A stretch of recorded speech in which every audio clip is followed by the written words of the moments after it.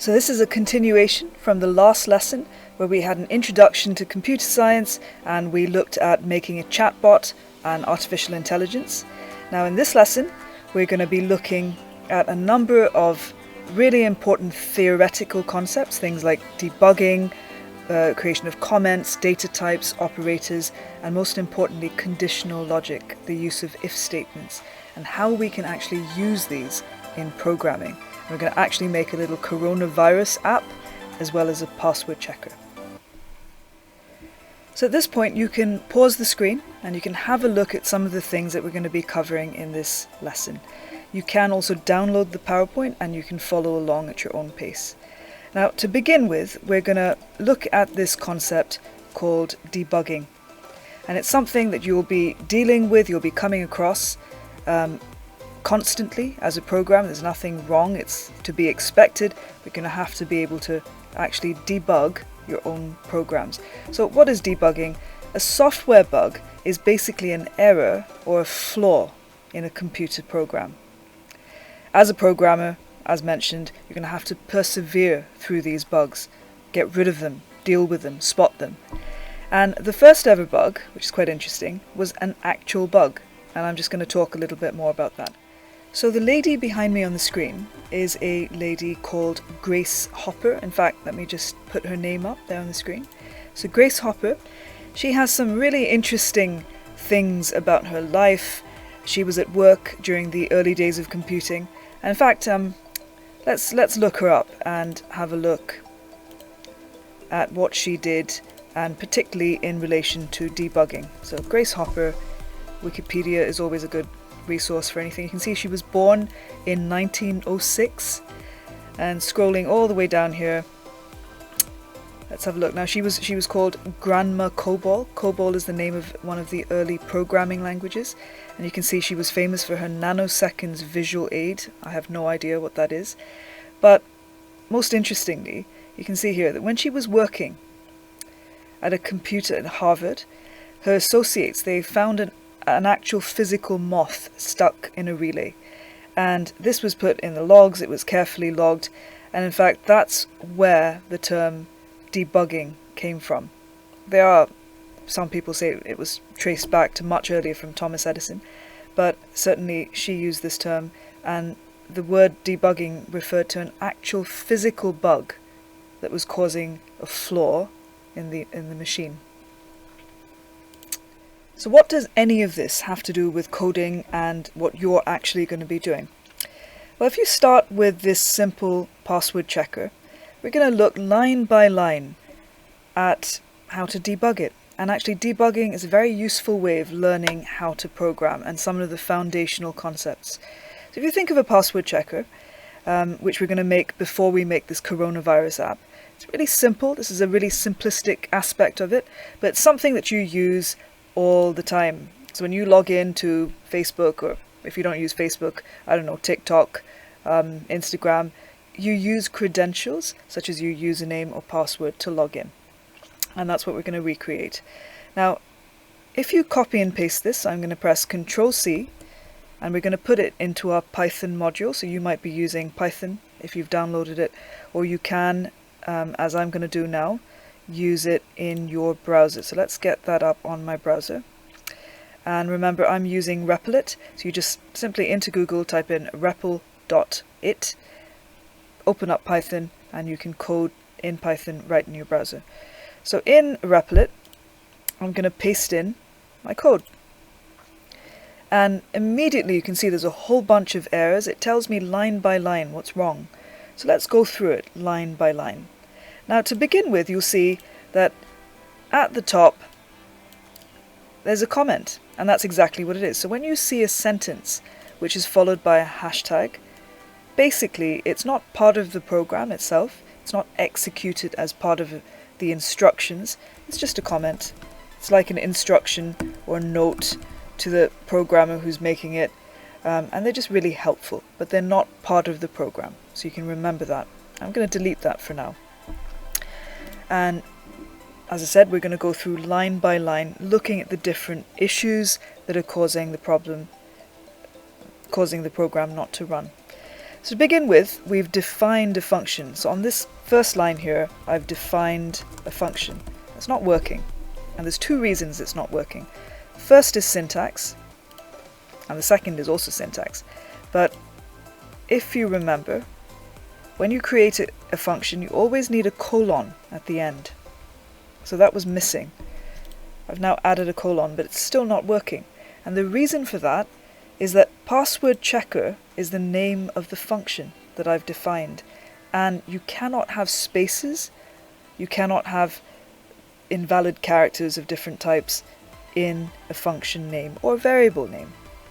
That's useful to remember. So if I get rid of that, you can see that that's great. It's now kind of working. But we need to move on now to the second line where the problem is. Now, what's wrong with the second line? Something that I mentioned in the last lesson, one of the most important things that you need to understand when you're programming in Python was something beginning with I, and that was indentation. Now, when you make a function, or you write an if statement, things that belong in that function must be indented inside it. So to keep it really simple, what I'm going to do is I'm going to highlight this whole section, because this whole section is inside the function password checker. And I'm going to press tab, which is, remember, tab is just to the left beneath your 1 on your keyboard usually. So I press tab and it indents it automatically. So now, I seem to have just made a little mistake there. That's great, that's sort of working, but now there's something else that's not working. So I've got this indented, let's go line by line, and it's stopping me here. It's saying if password is equal to open123. Now let's think about what I'm doing here. Here, I'm actually asking the user to enter a password, which is fine. But password equals input. This should actually be 1 equal sign. And this is something you'll understand as you continue programming. But there's two types of equal sign, and the equal sign itself is called an operator. You have an assignment as well as an equivalence or a comparative checking equal sign. So when it's just an assignment, you usually just use 1 equal sign. And when you're checking for something, using an if statement for instance, if password is equal to open123, you usually use a double equal sign. And don't forget the colon. Now over here we've got another error, and this is to do with indentation. An if statement has things belonging to it. So it's saying if the password is equal to open123, and we want to indent this print statement, then print access granted, else, and you can see that the if and the else, they line up, which is very important. Else, let's indent that, print imposter. So I'm going to run my program. It's not doing anything because I haven't called the program. And this happens to the best of us, so you should need to remember somewhere down here, I'm just going to write the name of this function, password checker, and now I run it. It says enter password. If I type in rubbish, it says imposter, and if I type in open123, oops. So if I type in the right password, it should say access granted. So you've now debugged a complete program, and hopefully you've understood a little bit more about if statements, which we're going to look at in more detail, as well as indentation and a recap on things like comments and correct syntax. Now another very important foundational concept, a theory concept for you to know about, is called data types. And remember we talked about the fact that any program in the world is essentially made up of input, what goes into the program, and if you think of that in terms of data, we have processing and we have output. So if you think about the types of data and how do we categorize them, that's something that we're going to be looking at just briefly, the different types of data. Now in Python you have lists and tuples and dictionaries, which will come later, but we're just going to look at the two data types, the most important, the most obvious ones, which are text, which we call string, in Python, and numbers. And they're different types of numbers. We have whole numbers, and we have numbers with a decimal point, which are called real numbers or floating point numbers. So we're going to be looking at that. Now, I thought it was quite interesting. This site behind me, it's called typesofeverything.com. It has everything categorized into everything. And it is important. You think about the universe. We do that automatically. We organize everything into types. And in programming, that becomes extremely important. You do need to know what type of data that you're working with. And that's why it's called data types. So you might want to pause the screen there and think about, and just look through the different data types. Now, some of you are probably asking, actually, why did data types matter? I haven't really explained that. So I'm going to explain that using a very practical coded example. And I have this frog prince, this story behind you, which if you don't know, you might want to brush up on your fairy tales. And it's a weird story. And in this world of inclusivity, I don't know what you think, but a marriage between a princess and a frog is unlikely to work. It could work, but it's unlikely to work. You need to know what type you're dealing with. And why am I saying this? I'm saying this because in programming, when we work with different data types, we use something called casting. Now, I don't actually know the origins of the word, but when you hear the word casting, you think of casting a spell. So keep this in mind, keep the frog in mind and the princess, and this term casting in mind as I show you this next example, in which everything will start to become a little bit more clear. So in this example, I'm going to make a little age checker. So let's create a little function called like this, age checker, and inside it, remember you indent, I'm going to write age, and I ask the user to enter their age. So enter your age. How old are you?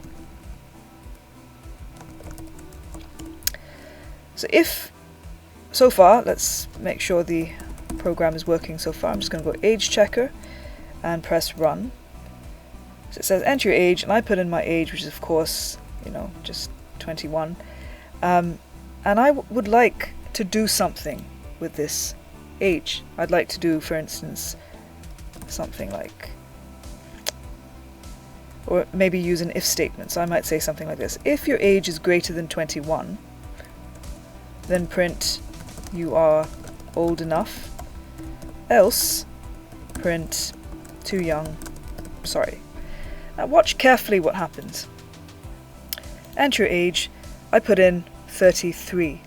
Now what should happen? If you follow the logic, what should happen is it should say you are old enough, because I've entered a number which is greater than 21. But watch what happens. It comes up with an error message. Now the reason for this is that into this variable age, I've put in age, but the computer thinks it is text. It doesn't realize that it's working with a number. It just thinks that I've put in a string. So it's effectively working with a string, and I can confirm that in a very interesting way by doing this. So if I said print age the variable plus age, it should say, if I put in 2, it should give me 4. But watch what happens. So if I put in 2, it gives me 22, and what it's doing is it's just putting those two bits of text together, 2, instead of adding it. So it's not working with it like it's a number. Now how do I solve this problem? How do I make this whole thing work? Well, all you need to do is, remember we said about casting? We need to cast, in other words, cast a spell, if you think of it like that, on this variable called age to turn it into a number. At the moment, at this point over here, in the input, it's a text. It's being entered as text data type, or string data type. So what I'm going to do, I can do this in various ways. I'm going to type in int over here, which stands for integer, and put a bracket, and a bracket, close bracket, around the age. And literally what this does is it casts It's called the process of casting, and it casts that variable and it makes it into a integer that we can now work with. So now if I put in my age, which is 33, I think I said, it says you're old enough, and it understands what's going on. And I can also do simple addition and it'll work. So if I say age plus age, instead of saying 20, just adding it up, it will actually add it up. Now again, that's not adding it up because age has not been cast into an integer. So another way you can do that is you can type in int, open brackets and close brackets, and what I've done is I've made the entire input an integer, so it's now going to work. Instead of printing 33, if I type in my age as 3, it will actually add up the age now, 3 plus 3, so it's working correctly. And that's the reason that we need to know what data type we're working with. If you happen to be getting string as an input and you're not getting the output you want, you might need to do this thing called casting. The next thing we're going to look at is a concept called conditional logic. And you can pause the screen and read some of the comments. But basically the idea is something that we use all the time. It happens in our brains and in our minds without us really thinking about it. And the idea is that we can control the flow of our thoughts or our program when we make it using conditional logic, using if statements. Now, we use it, for instance, I might say, well, if Mr. X is nice to me, I'll be nice back, which is not a very biblical or Christian concept. So Jesus says the opposite. He says, if someone slaps you on the cheek, turn him the other one. But notice the word if, and that's something that we're going to be really looking at. We have used it already, and we're just going to analyze it. Now, in game design, for those of you interested in that, you can't actually, it would be impossible to make a game without using if statements. And you have one extra aspect to that. You have the else. So you always have one condition, and usually you have another condition which you execute if the first statement is untrue. And we've looked at an example already using the password checker. This is an example. So say you were making a game. If the player runs out of lives, the game ends, or the player dies. So something to think about, the use of if statements. You might want to pause the screen and see if you could follow the logic of this flowchart and think about what's going into the program. Remember, we talked about the different data types and data going into a program and what's coming out.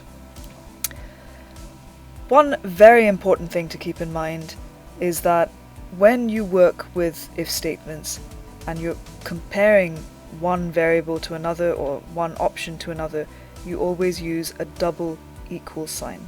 So that's something we look back. You might want to go back to that previous example and know the difference of when you use a single equal sign and when you use a double equal sign. And again, do pause the screen and have a read of what's on the screen.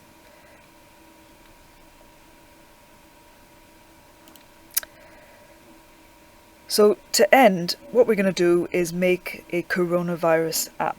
It's a symptom checker app, and it's going to try and incorporate all the different things that you've learned so far. So we're going to look at use of functions, the use of indentation, of course, the use of variables. We're also going to use input. You could, if you remember, you could try and use different types of input like integer and text, and of course we're going to use the most important thing, which I really want you to understand for this lesson, which is if statements, if-else statements. So what I'm going to do is I'm going to cut and paste this text from the PowerPoint. Now you might not, if you can download the PowerPoint and do it, but I would recommend that you actually type it out line by line, and that's how you really learn. But first let's do a bit of debugging, and then let's talk about this coronavirus app and actually how you could extend it. So I'm going to open up our Replit browser again and paste in my code. And to begin with, let's look at why it's not working. So remember, you debug, and I can see that right on the first line there's something wrong. Hopefully you spotted that it's a colon. So whenever you write a function, you always write it like this with a colon. It is indented in here, so that's working, which is good. And now it's going down saying that is not working. Now, this is one of the things that really troubles programmers when they're starting out, especially with Python, which is different from other languages, and it is just the indentation. So if something does not work, one of the first things you need to look at is indentation. If it's not indented correctly, or it's not in line with the other lines, it's not going to work. So I'm just going to get rid of all of this, and actually when I cut and paste it, it's pasted in some sort of line, so it might be better for us to just type it up from scratch. So let's type in coronavirus app. Check it's working by calling it down here. Oops. And it is. So it says coronavirus app. And let's begin to develop it. So instead of writing the whole word symptom, I'm just going to write S1, symptom 1. And this is the name of a variable into which I'm going to store a symptom that the user will enter. So symptom 1. Are you, what was it? Do you have a persistent dry cough? And I think it's now a wet cough as well, but let's just keep it that for now. Question 2.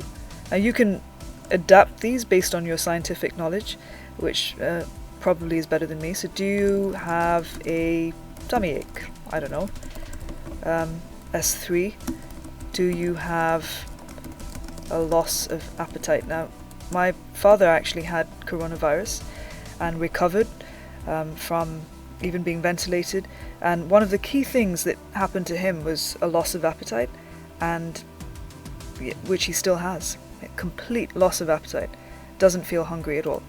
So we have 3 symptoms, and we're going to use an if statement to complete the program. So I'm going to say if S1 is equal to yes. So if the user answers yes to S1, let's just keep it simple for now and say this.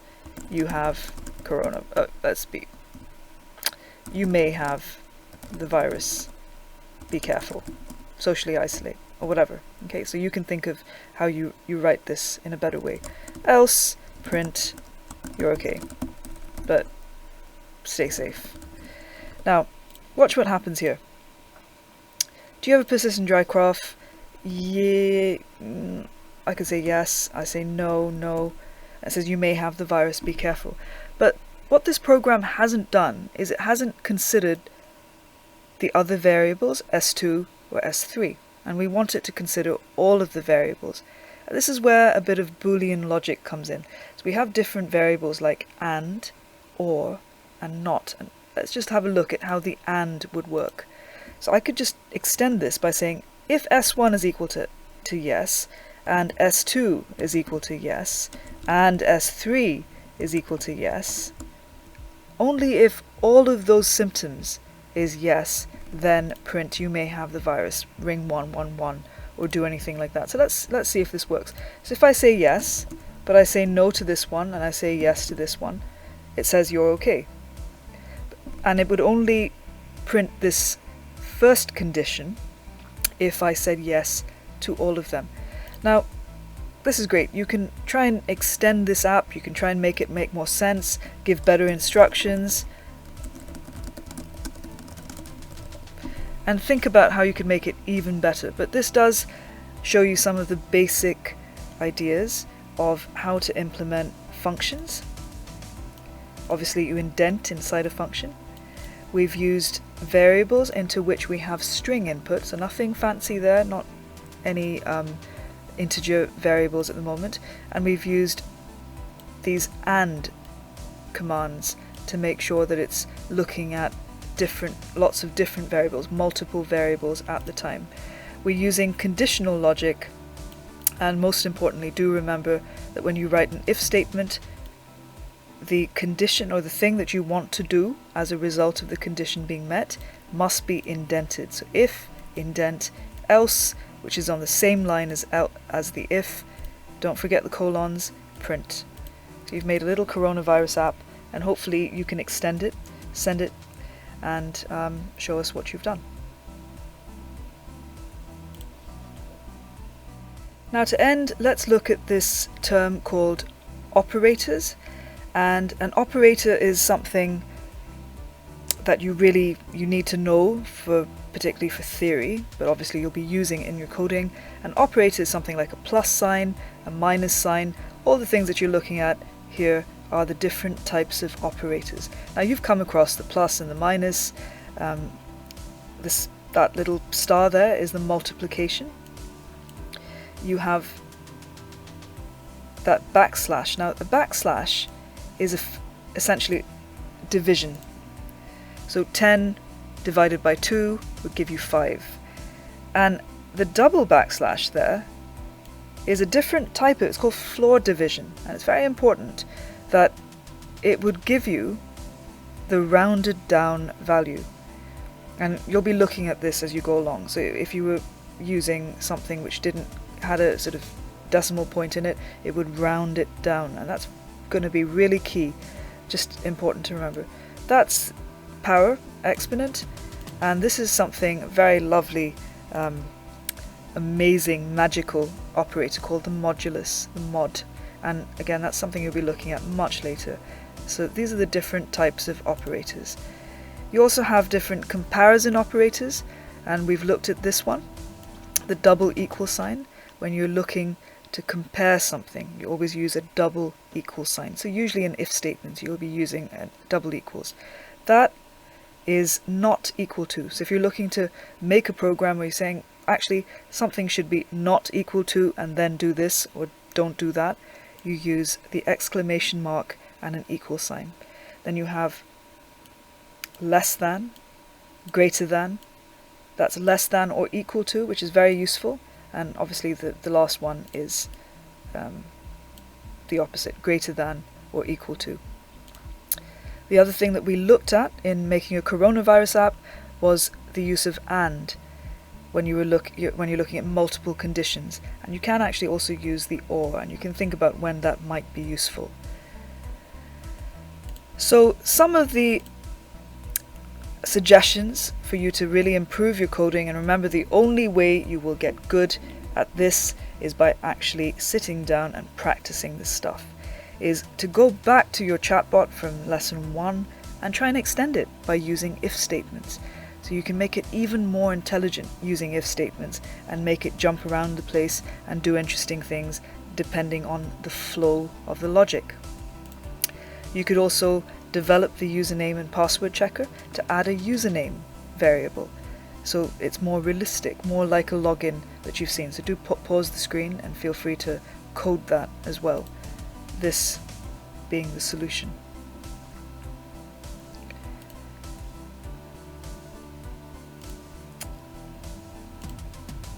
So feel free to pause at any point, and this is a useful site that I'd introduce at this point, and it's called the Official Python Documentation.